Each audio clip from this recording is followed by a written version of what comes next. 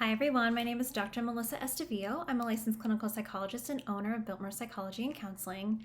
Today, I wanted to talk with you guys about the concept of loneliness. It is not a surprise to us in this time of the pandemic and social distancing and just absolutely crazy changes to our society, that we're having a mental health effect from that there are some side effects from this life that we're living that might not be the most positive for our mental health. It's interesting as we have looked at American society for all the strengths that it has. We have a very high incidence of loneliness, and this was true pre-pandemic. This has been a long-standing concern that we have a very high rate of depression and just not the most rich and positive connections to others. So we didn't necessarily start off in the healthiest of places, and then you add the pandemic on top of it, and we definitely have a huge rise in incidence of loneliness. So I wanted to touch on that for a minute because, again, I think this is something that many people are experiencing right now. So I think that it's important to be able to recognize that we don't always prioritize social support. I think it's one of those things that we think, well, if I'm really strong, I might not need other people. Like, we're impressed by someone that's, independent, self-sufficient, and maybe aren't leaning on other people on a regular basis. And while to a certain degree, that might seem safer because then we're less likely to be let down because it's really all on us. The research doesn't really back that this is a healthy way to approach things, and this leads to a higher amount of happiness. Again, the research actually shows the opposite. There was a very famous Harvard study where they had watched a number of individuals across their lifespan, and they looked at their health, they looked at friendships, they were looking at happiness, and what they found was that the quality of their social support was greatly correlated with their happiness levels. So it wasn't necessarily about their income level. That wasn't as correlated. It wasn't about their academic or occupational success. It wasn't necessarily even about their physical health, but it really was the most strongly correlated with the volume and quality of the social support friendships that they had.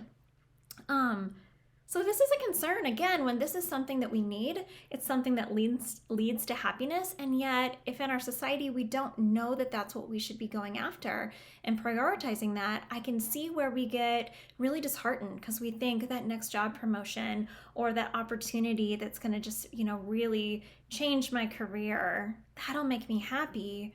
And yet we find that while it does feel good, it doesn't lend to that longer term satisfaction and happiness that we're really looking for.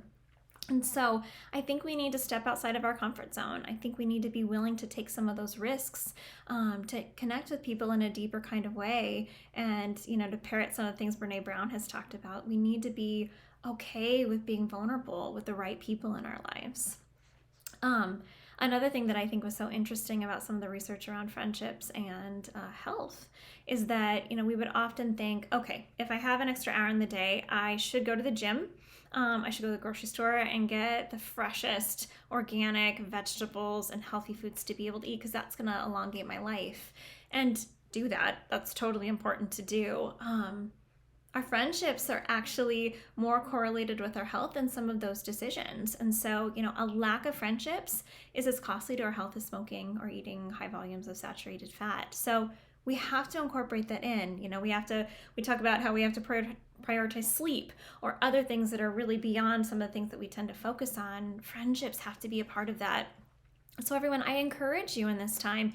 It is not easy. It's likely not safe for us to get together with so many of our friends and family at the same time. Let's be creative. Let's find the ways to use these kinds of platforms of digital technology. Let's find the ways to social distance and have interactions with others, because if we are going through this really hard time alone, it's so much heavier and it's just not good for us. So like I said, I thought this was an important topic. I wanted to touch on this today, as many people are experiencing this.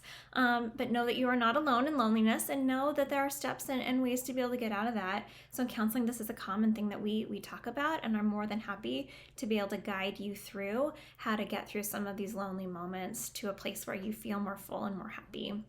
So as always, you can, ask us some questions in the comments below to continue on this conversation. And you can always like and subscribe for future content as well. So thanks for taking the time today, and we look forward to hearing from you.